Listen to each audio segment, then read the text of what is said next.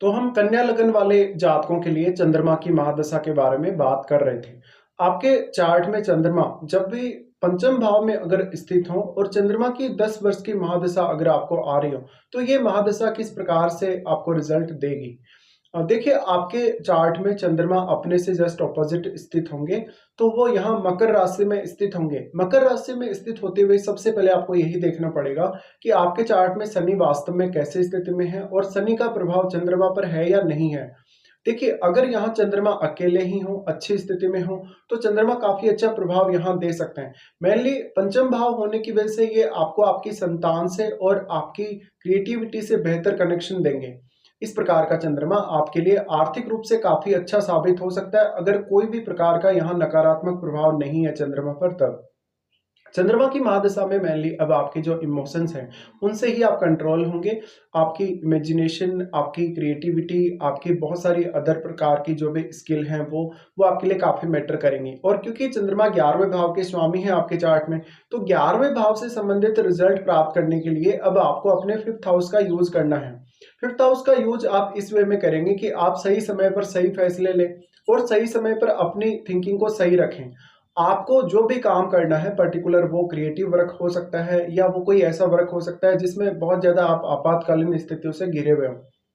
तो यहाँ पे आपको ज्यादा से ज्यादा समझदारी से, विवेकशीलता से काम लेना पड़ेगा। और चंद्रमा मेनली आपके इमोशंस को दिखाते हैं, भावनाओं को दिखाते हैं। तो यहाँ रिश्तों को लेकर तो ये चंद्रमा की दशा आपके लिए बहुत ज्यादा बेहतर होगी। चंद्रमा की महादशा के दौरान अक्सर अपनी लव लाइफ को लेकर और अपनी संतान को लेकर आप थोड़े ज्यादा चिंतित रहेंगे। और यहाँ चंद्रमा पर अगर कोई भी नकारात्मक प्रभाव नहीं है किसी भी ग्रह का, तो आपको अच्छे रिजल्ट भी मिलेंगे।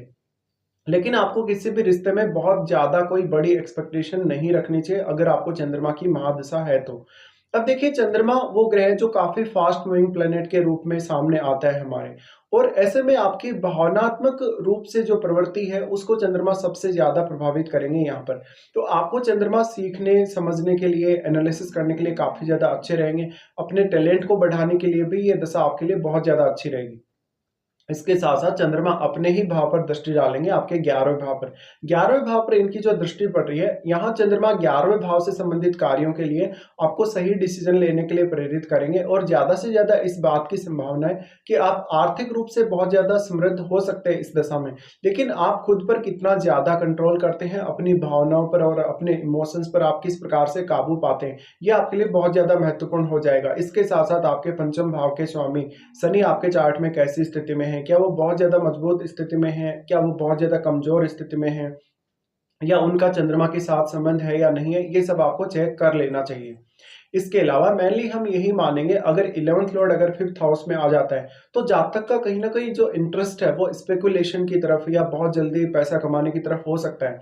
ऐसे जातक अक्सर अपने टैलेंट के बल पे भी अपने जीवन में बहुत कुछ कर सकते हैं। लेकिन हमें ये भी देखना पड़ेगा कि यहाँ मकर राशि है, कैप्रिकॉर्न साइन है, और कैप्रिकॉर्न साइन में जब भी चंद्रमा बैठते हैं तो थोड़ा आपको एफर्ट ज्यादा करना पड़ता है। आपको यहाँ कुछ हद तक शनि की जो क्वालिटीज है उनको भी फॉलो करना पड़ेगा, क्योंकि ये शनि का घर है और यहाँ चंद्रमा अपने से बिल्कुल अपोजिट है। इसलिए आपको किसी भी प्रकार की बहुत बड़ी अपेक्षा नहीं रखनी चाहिए। आपको ज्यादा से ज्यादा धन संपत्ति पाने के लिए उतनी ही ज्यादा हार्डवर्क भी करना चाहिए। तो यहाँ पे अब आपकी एज का भी बहुत बड़ा रोल होगा कि आपको कौन सी एज में ये महादशा आ रही है। जैसे हो सकता है कि ये बहुत छोटी एज में दशा आ रही है या बहुत लेट एज में आ रही है, तो इसके परिणाम भी बहुत ज्यादा डिफरेंट होंगे आप लोगों के लिए। इसकी चर्चा हम वीडियो के एंड में करेंगे। लेकिन सबसे पहले बात आती है चंद्रमा के साथ कौन कौन से अन्य ग्रहों का संबंध है। इसके साथ ही चंद्रमा आपके माता जी के साथ रिलेशंस को भी दर्शाते हैं। इसलिए कहीं ना कहीं आपकी क्रिएटिविटी में, आपकी इमेजिनेशन में, आपके आर्थिक मामलों में आपकी माता जी का बहुत बड़ा योगदान हो सकता है। अगर चंद्रमा ऐसी स्थिति में है और चंद्रमा की आपको महादशा आ रही है, तो आपको अपनी माता जी से भी गाइडेंस लेने चाहिए। इसके अलावा आपके सोचने समझने के तरीके, आपके एजुकेशनल जो आपका बैकग्राउंड है, उस पर माता जी का इफेक्ट बहुत ज्यादा गहरा रह सकता है। लेकिन देखिए, जो फिफ्थ हाउस है वो हमारी सोचने की प्रक्रिया और हम कितना लंबे समय तक किसी भी काम को करने के लिए सोचते हैं या विचार करते हैं, और हम पॉजिटिव सोचेंगे या नेगेटिव सोचेंगे, इन सबको प्रभावित करेगा। यहाँ सबसे बड़ा जो प्रभाव है वो आपके इमोशंस का है। आप इमोशनली कितना ज्यादा बैलेंस में है, कितना ज्यादा अच्छे से काम कर रहे हैं इमोशनली, ये आपको देखना पड़ेगा। तो चंद्रमा की ये स्थिति वास्तव में आपको थोड़ा उतार चढ़ाव देगी मानसिक रूप से। और हमेशा हर रिश्ते को कॉम्प्रोमाइज़ करने के दृष्टिकोण से आप देखेंगे अगर कोई भी रिश्ते में आपको दिक्कत आती है तो। तो ऐसे में आपके जीवन साथी के साथ, आपके संतान के साथ, आपके लव लाइफ़ में अगर कोई भी प्रकार का इश्यू है, तो चंद्रमा आपके मानसिक प्रवृत्ति पर बहुत गहरा असर डालेगा। चंद्रमा की इस स्थिति की वजह से मेनली आपको अपने टैलेंट पे ज़्यादा ध्यान देना चाहिए। आपको आपके विचारों को बदलते रहना चाहिए समय और परिस्थिति के हिसाब से। जितना ज़्यादा आप समय और परिस्थिति के हिसाब से अपने आप को बदलेंगे, चेंज करेंगे उतना अच्छा है। लेकिन अगर शनि जैसे ग्रह का प्रभाव है या राहु केतु जैसे ग्रह का प्रभाव है, तो इस दशा के रिज़ल्ट काफ़ी ज़्यादा इन ग्रहों से प्रभावित हो सकते हैं क्योंकि चंद्रमा किसी भी अन्य ग्रह से काफ़ी तेज़ी से प्रभावित होते हैं। चंद्रमा पर जो यहाँ ग्रह दृष्टि डाल रहे हैं उनको भी आपको देखना चाहिए। हो सकता है कि चंद्रमा पर सूर्य की दृष्टि हो सकता है चंद्रमा पर कहीं न कहीं बृहस्पति की दृष्टि पड़ रही हो। तो जो भी ग्रह चंद्रमा पर दृष्टि डालेंगे उसका इम्पैक्ट चंद्रमा पर बहुत गहरा पड़ेगा।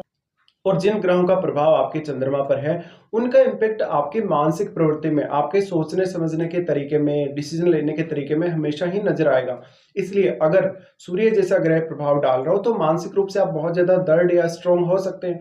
अगर शनि जैसा ग्रह प्रभाव डाले, तो कहीं न कहीं आपको थोड़ा-सा सोचने-समझने में कठिनाई होगी, काफ़ी फ़ास्ट डिसीज़न नहीं ले पाएँगे। तो आपको बहुत ज़्यादा धैर्य यहाँ रखना पड़ेगा। इसके साथ-साथ किसी भी रिश्ते में कोई बहुत बड़ी अपेक्षा आप रखते हैं सामने वाले से या कुछ ज़्यादा ही सोचते हैं किसी रिश्ते को लेके, तो यहाँ पे कुछ दिक्कतें आपको आ सकती हैं। यहाँ पे मेनली आपके इमोशंस का ही ज़्यादा से ज़्यादा प्रभाव रहेगा। इसके अलावा आपके 11वें भाव में अगर कोई ग्रह स्थित है, तो वो डायरेक्ट चंद्रमा पर इम्पैक्ट डालेगा। तो वो कौन-सा ग्रह है और वो किस प्रकार का प्रभाव चंद्रमा पर डाल सकता है, ये आपको देखना चाहिए। अब सबसे बड़ी बात आती है कि चंद्रमा के साथ किसी भी अन्य ग्रह की युति है और चंद्रमा पर कौन-कौन से ग्रहों का दृष्टि पड़ रहा है। देखिए, जिन ग्रहों का युति है चंद्रमा के साथ, वो ज़्यादा प्रभाव डालेंगे चंद्रमा पर और सिर्फ़ जिनका दृष्टि संबंध है चंद्रमा के साथ, उनका प्रभाव कम पड़ेगा। तो ये भी आपको यहाँ समझना पड़ेगा। इसके साथ-साथ चंद्रमा की महादशा अब आपको कौन से एज में आती है। मान लीजिए किसी की ये महादशा लगभग 10 से 15 साल की आयु तक या इवन 20 साल की आयु तक अगर आती है, तो आपकी लर्निंग को बहुत ज़्यादा प्रभावित करेगी। आपके सोचने-समझने या आपके थिंकिंग प्रोसेस पर बहुत बड़ा इम्पैक्ट डालेगी। इसलिए आपको छोटी एज में ज़्यादा इमोशनल बनाएगी और ज़्यादा कहीं न कहीं इमोशंस देगी। तो इसलिए आपको खुद को कंट्रोल करना काफ़ी मुश्किल होगा और जितना ज़्यादा आप खुद को कंट्रोल कर लेंगे, उतना ही अच्छे परिणाम यहाँ आएँगे। यहाँ आपको शनि को भी कुछ हद तक फ़ॉलो अवश्य करना चाहिए। आपको जो भी आप काम कर रहे हैं उसमें ज़्यादा से ज़्यादा डिसिप्लिन को फ़ॉलो करना चाहिए। ज़्यादा से ज़्यादा अपने काम पर ध्यान देना चाहिए। तो यहाँ मेनली जो सबसे बड़ा मुद्दा है वो है कंसंट्रेशन का। आप कोई भी काम करेंगे, चाहे आप कोई भी स्टडी वगैरह से रिलेटेड काम कर रहे हैं या कोई भी अदर प्रकार का काम कर रहे हैं, आप कितने ज़्यादा स्टेबल हैं, आपको मानसिक रूप से कितनी ज़्यादा स्टेबिलिटी मिलती है, ये सबसे बड़ा इम्पैक्ट डालेगा आपके किसी भी काम के सफल या असफल होने पर। तो आपको इस हिसाब से विचार करना है। इसके साथ-साथ अगर छोटी आयु में ये दशा आती है, तो आप में क्रिएटिव टैलेंट की बहुत ज़्यादा प्रधानता रह सकती है, इमेजिनेशन स्किल बहुत ज़्यादा रह सकती है। तो आप बहुत सारी डिफरेंट डिफरेंट एक्टिविटीज़ में पार्टिसिपेट कर सकते हैं। चंद्रमा की महादशा अगर बहुत छोटी एज में आ जाती है, तो कहीं न कहीं माताजी से बहुत गहरा आपको सपोर्ट मिल सकता है या उनकी तरफ से बहुत ज़्यादा प्रेम आपको मिल सकता है। तो यहाँ रिश्तों को लेकर तो ऑलमोस्ट चंद्रमा अच्छे ही साबित होंगे। भले ही हो सकता है अगर राहु या केतु का प्रभाव पड़ रहा है, तो कुछ दिक्कतें आपको ज़रूर आएँ।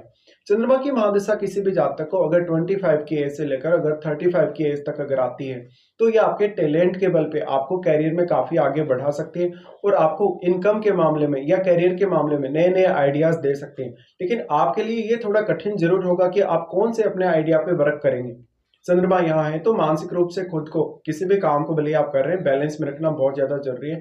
अगर जितना ज़्यादा आप खुद को बैलेंस्ड रखेंगे, जितना ज़्यादा आप कंसंट्रेशन में रहेंगे, उतना ही अच्छे से डेडिकेटेड होके आप हर काम को कर पाएँगे। तो आपको सफल होने के चांसेस फिर चंद्रमा उतने ही ज़्यादा बढ़ा देते हैं।